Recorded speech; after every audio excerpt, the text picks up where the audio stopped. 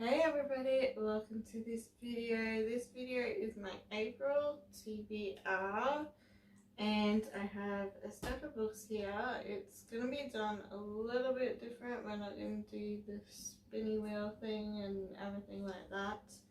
I just had a lot of books on my mind that I wanted to put on my TBR this month and I kind of piled up. Plus I have one book club read and another book that my friends selected for me, and it's a big enough pile. So yeah, we're just gonna sort of run through them all. Yeah, so the first one that I have on my pile is The Littlest Library. It's by Poppy Alexandra. I got this in the post toward the end of last year and I'm super keen to read it because I love going around to all the little libraries. If you've seen those videos you will know that. If you haven't, check them out. On the back it says, "It's only the beginning of her story. Jess is perfectly happy with her quiet, predictable life, just the way she likes it, but when her beloved grandmother passes away, she loses her job at the local library. Her life is turned upside down. Packing up her grandma's books, she moves to a tiny cottage in a country village. To her surprise, Jess finds herself the owner of an old red telephone box too, and soon she turns it into the littlest library around. Not long before the books are borrowed and begin to work their magic, somehow they seem to bring the villagers together once more. Maybe it's finally time for Jess to follow her heart and find a place to call home." So yeah, it sounds like a sweet story, and being bookish themed, perfect. This would also be the book theme for one of my reading challenges as well, but I'm just super keen to read it. So yeah. The next book was on my TBR for March, but I didn't get to it, so it's the only one that's merged across for this month. The others will be future months. A Good Girl's Guide to Murder by Holly Jackson. I really loved Five Survive, so I really want to read this. It's by the same author.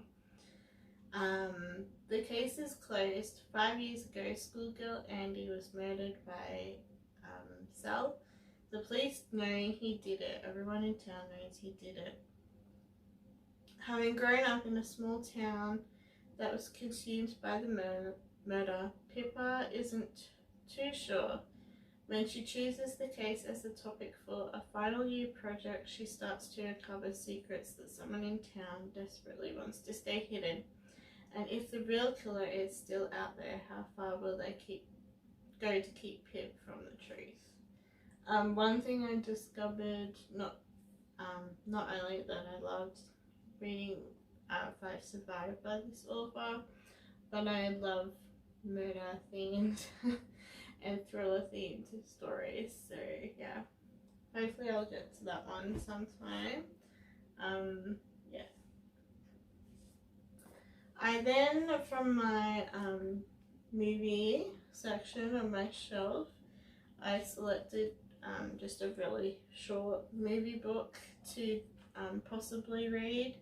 This one is Snow White and the Huntsman. Obviously it's a movie too. I have seen the movie many years ago, but it would be nice to read it as well. 10 years ago, the stunning and vengeful queen murdered her king the same fateful night she married him, but controlling the now desolate kingdom has begun to take its toll on the evil queen.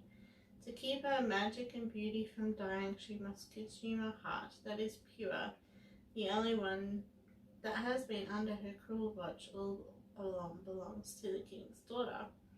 Ravenna calls for the imprisoned Snow White, but the young woman escapes the castle and seeks refuge in the dark forest. Because the forest is enchanted, the magic flora and fauna, the queen sends the only man that has gone into the woods and survived a tortured huntsman called Eric.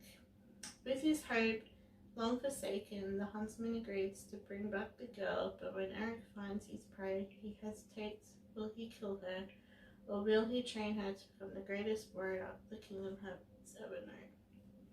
So yeah, these two here are just like, yeah, kind of on the back of the list per se. These won't be read in this order. One thing that I did a bit different was I got to choose, I got some of my book friends and planner friends to choose a book out of a selection. I'll try and hopefully remember to put up the selection that I gave them. And they did a vote, and this one won.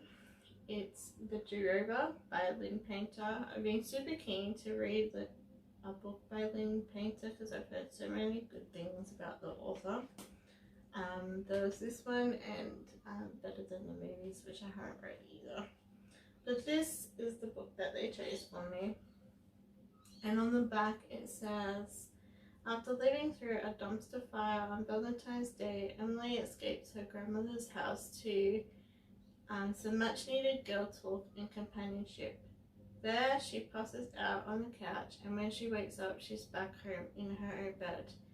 But not only shocker, somehow it's Valentine's Day again, and the next day. Another disaster B-Day. As it seems that Emily is stuck in some sort of time loop nightmare, and she can't wake up from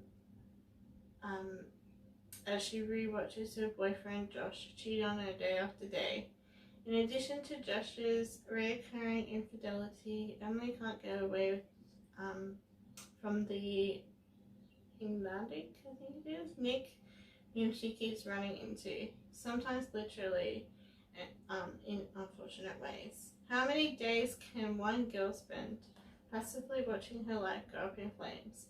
And when something good starts to come about these terrible days, what happens when the universe stops doing the do-overs? So yeah, excited for that one. That one will be pretty soon after the little library one. I want to start with the little library one. And those same planner book friends, they run a reading club, a book group. And this next book is for our group read of the month, which is called Boyfriend Material by Alexis Hall. Haven't read anything by this author yet, or this book obviously. It's a bit of a thick one, but I'm sure once it's broken up into all the weeks of April we'll be fine. On the back it says, Luke is tangibly and reluctantly famous. His rock star parents split when he was young, and the father he's never met spent the next 20 years cruising in and out of rehab. Now that his dad's making comeback, Luke's back in the public eye, and one compromising photo is enough to ruin everything. I'm gonna need to cough, sorry, I still have a cough. So excuse me in the current videos for coughing. I've got rid of everything else, even the COVID side of things, but the cough is still hanging. To clean up his image, Luke had to find a nice normal relationship, and Oliver is as nice and normal as they come. He's a barrister and a vegetarian, and he's never aspired a moment of scandal in his life. In other words, perfect boyfriend material. Unfortunately, apart from being gay, single, and really in need of a date for a big event, Luke and Oliver have nothing in common. So they strike a deal to be publicity-friendly fake boyfriends until their dust has settled. Then they can go about their separate ways and pretend it never happened. So it's like a fake dating thing. Yeah. So that's that one. That will be spread out during the month like we do with our book club reads. This one I recently got. I haven't done my book haul for March yet, so some of these books will be in that. But I really want to read this one this month. I have on my shelf By the Book, and I've had that since last year, but I realized there was a first book, so I recently got that this month. And in April I want to read the first one so I can get to the next one, hopefully in May. This first one is called If the Shoe Fits. It's by Julie Murphy. The second and third book is actually by different authors, which is interesting. And on the back it says, Cindy loves shoes, a well-placed bow or chic attacked heel is her form of self-expression. As a fashion-obsessed plus-size woman, she could never find designer clothes that work on her body, but a special pair of shoes always fits just right. With a shiny new design degree but no job in sight, Cindy moves back in with her stepmother Erica, the executive producer of the biggest reality dating show. When a spot on Before Midnight needs filling at the last minute, Cindy is thrust into the spotlight, showcasing her killer shoe collection on TV.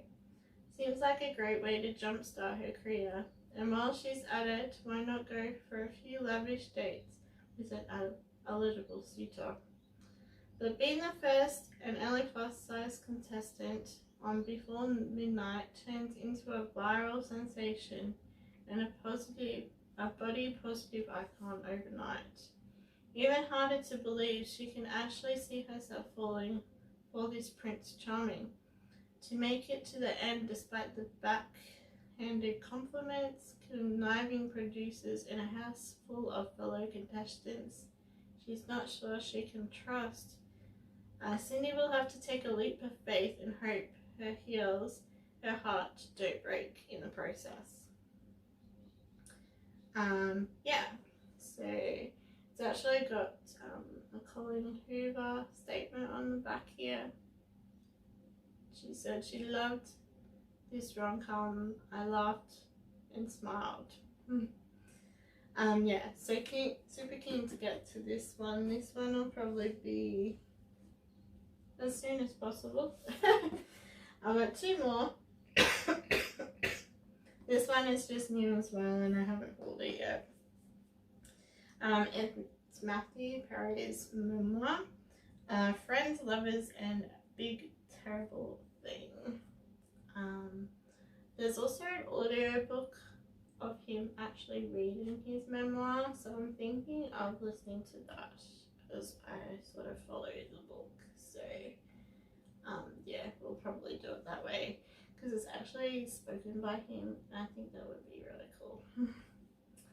But on the back it says, hi, my name is Matthew. Although you may know me by another name, my friends call me Maddie, and I should be dead. So begins the riveting story of acclaimed actor Matthew Perry, taking us on his journey from childhood admonition to fame to addiction to recovery, and introducing us along the way to a 5-year-old Matthew who travelled from Montreal, LA, shuffling between his separated parents, 14-year-old Matthew who goes naturally ranked tennis star in Canada, and 24-year-old Matthew who converted role in a lead cast member on Friends. In an extraordinary story that only he could tell, Matthew lays here the fractured family that raised him, the desire for recognition that drove him to fame, and the void inside him that could not be filled even though the greatest dreams came true. He also details the peace he found and how he feels about all of his friends, sharing stories with his castmates and other stars. So yeah, I won't fully read it because there's a lot on the back. But yeah, might listen to his audio when I read this. And the last one is called All the Birds Singing, and it's by an author called Evie Pavone. One of my challenge prompts for one of my challenges is to read a book by an author with the same first name. So I found this in the op shop actually for only like $2, so it fits perfectly. It says on the back, Jake is the sole resident of an old farmhouse on an unnamed island, a place of rains and battling winds. It's just her, uncontained companion dog, and a flock of sheep, which is how she wanted it to be, but something is coming for the sheep every night and picking off and left in rags. It could be anything. There are foxes in the woods, a strange boy, a strange man, rumors of an obscure beast, and there is Jake's unknown past as well, perhaps breaking into the present, a story hidden thousands of miles away and years ago in a landscape of colour and sound, a story held in the scars that stripe her back. All the Birds Singing tells the life of an outsider with artistry and empathy. It reveals an existence of beauty, horrors, stubborn hope, and redemption. The result is a novel of emotional force. So yeah, it's only a short one, so it should be a quick read. So yeah, that is everything on my TBR for April. If I don't get through anything, it will just go back on my shelves here and get read another time. But I should get through all. I magically got through like 12 books in March, so I will cover that all in my March wrap up soon. That was mainly because I had COVID. But I seem to be on like a good flow too at the moment, so we'll see how we go with this pile. If some of this doesn't get read, it'll just go on my shelf. In May I will do a lot of spinning wheels to select things. It's just this month that I sort of had a few planned that I wanted to put on my list, so yeah. Hope you all enjoyed watching. Pop a comment below on what you're going to read in April, and I'll chat to you all very, very soon. Bye.